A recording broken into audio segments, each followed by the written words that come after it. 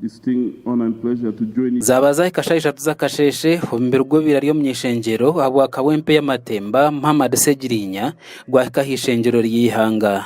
Ssegirinya, lastly, I want you to request God to bless the Speaker and the Commissioners for the support they have given you. Right Honorable Anita Among, Speaker w'ishengereri ni uyayebemberamo abanyishengyero bagenzi be okutera hambere ubwo mugenzi Muhammad Ssegirinya risho rya muheru. A'udhu billahi minash shaitanir rajim. Bismillahir rahmanir rahim. Banyuma yo mbere ubwo mugenzi kutahibwa umwishengero ry'ihanga bamumbanyishengero bamugamba ha bintu birunge byabirakozere hamwe no kumusibura. For which test shall only be passed by those who leave behind in perseverance and those that retain patience and do good things. Every passing on of a comrade or of an individual is a testimony to those that stay behind, that what shall be spoken about you. Honorable Ssegirinya, today on the topic, Ya Muhammad Rabban. Death is an inescapable reality that no one can delegate a person to go and die on his or her behalf. We cannot postpone our own death. Humanity death is as old as humanity, and humanity has never gotten used to death. Honestly, death is non-partisan. It has no side. And death is when you would expect us to be united.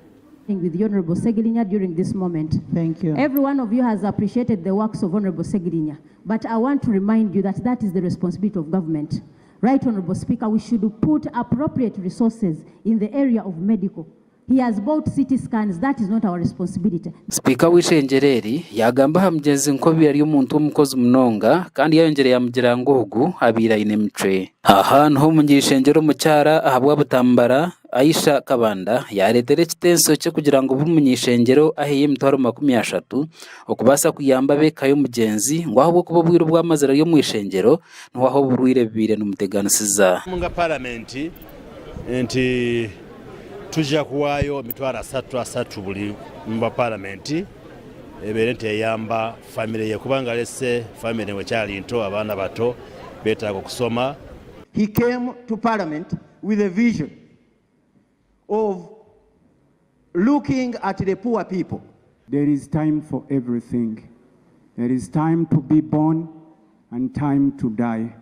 There is time to be happy and the time to be sad. Buri Mnyishengyero wabana kwata kazindaro kugamba ha mugenzi yashobora ngo mugenzi amazoro bwire buringwa ari kuteganisa bwendwara. He was a humble, nice man who liked his people and he liked humanity and he looked after the poor. Mbere ubwo mugenzi Ssegirinya Muhammad nuguza koraro mu makage omarakasanga tekereki rero bwanyimanye ncyakare gutarwe Masaka aho harazi kwizoba rya Sande.